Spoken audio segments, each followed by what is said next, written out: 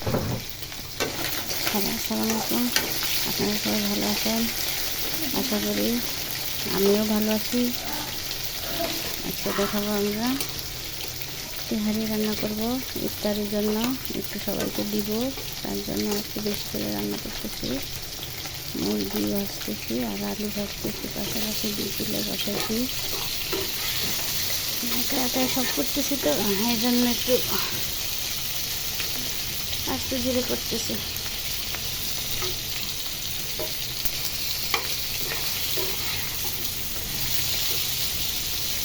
আর মুরগি আলু অলরেডি সব ভাজা হয়ে গেছে।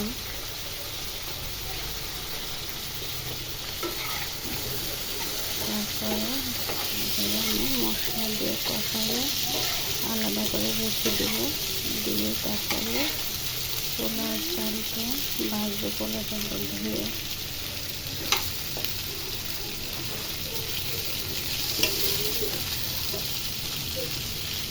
ইফতারিতে আজকে আমাদের বাসায় এটাই চলবে, আর অন্য কিছু বানাবো না ইফতারি।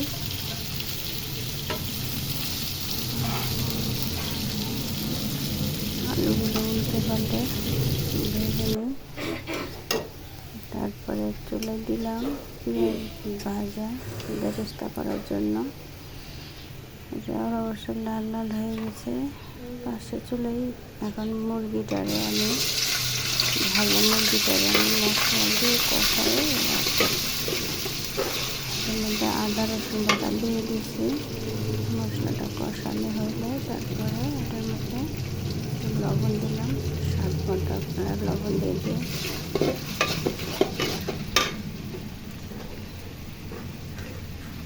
মশলা কষা হয়ে গেলে আমি মরিচের গুঁড়ো দিব এটার ভিতরে।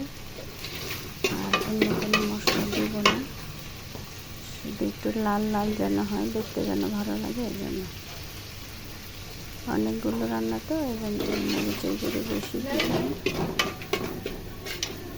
তারপরে আমি রান্না একটু আগে দিয়ে কাঁচামরিচ ভেঙে দিব।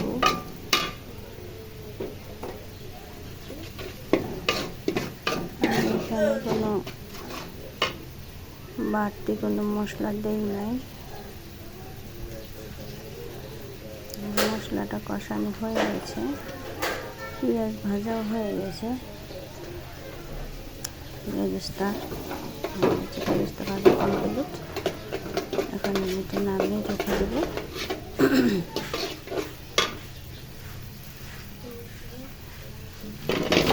মশলা কষানো হয়ে গেছে। এখন মুরগি আর আলুগুলো ঢেলে দিলাম, সব ভালোভাবে নেড়ে চেড়ে মিশিয়ে নিতে হবে।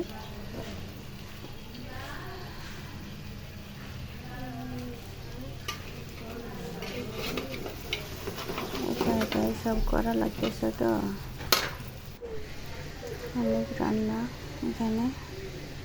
তারপরে বড় একটা ডেকচি বসাইছি, গরম মশলা যা আইটেম আছে সব এখানে দিয়ে দিলাম, তেল দিয়েছি।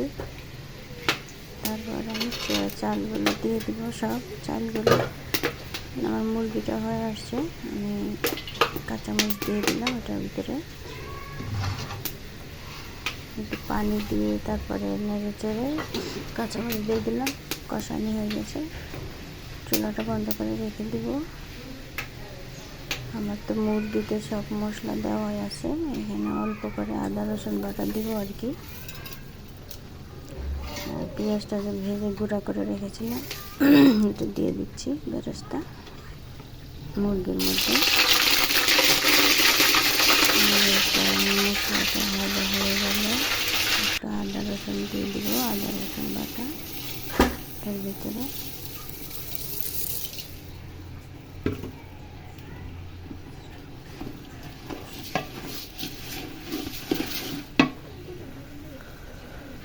চালটা ভালোভাবে ভুনতে হবে, চালটা যত ভুনবেন তত মজা হবে পোলাওটা খেতে।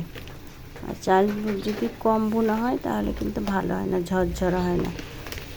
চালটা অনেকক্ষণ ধরে আমি ভুনছি, গ্যাসের আগুন কমাই দিয়ে, তাপ কমাই দিয়ে, তারপরে এটা ভুনা ঝরঝরা হয়ে যায় চুলার ওপরে। তারপরে আমি পানি এক পাশে পাতিলে ফুটায় রেখেছি, আমি ফুটানো পানি দিব সব। অনেকগুলো চাল তো বড় পাতিলে বসাইছি, নাড়তেও কষ্ট হচ্ছে অবশ্যই, তাও সমস্যা নেই। এটা ভাত হলে তো আরও ভারী হবে, আরও নাড়া কঠিন হয়ে যাবে। লবণ অল্প দিলাম, আমার মুরগিতে দেওয়া আছে তো। আর কিছু বাদাম আমি ভেজে তেলে তারপরে আধা ভাঙ্গা করে রেখেছি। এখানে সবগুলো দিব না, অর্ধেক এখন দিব কষানির মধ্যে, আর ভাতটা ভালোভাবে ফুটে আসলে অর্ধেক দিব।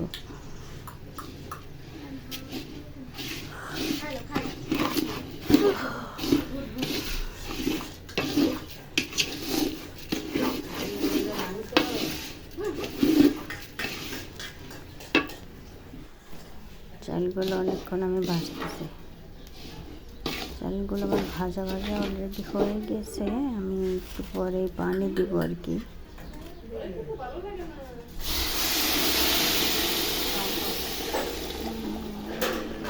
ফুটে রাখছিলাম আমি পাতিলে করে 1.5 পাতিল মেপে দিছি চাল, তারপরে 3 পাতিল পানি দেব। আমার চালটা অর্ধেক হয়ে আসছে। এটার মধ্যে পেঁয়াজ ভাজা বেরেস্তাটা আর বাদামের গুঁড়োটা দিয়ে দিলাম।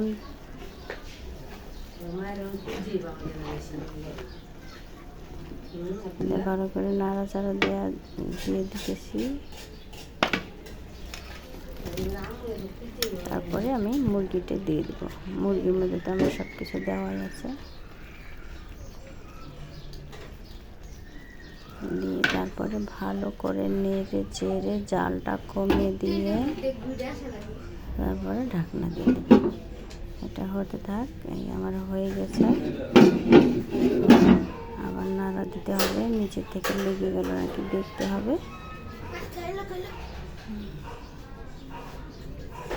সুন্দর হয়েছে, মোলাম হয়েছে, নরম হয়েছে, কিন্তু ঝরঝরা হয়েছে।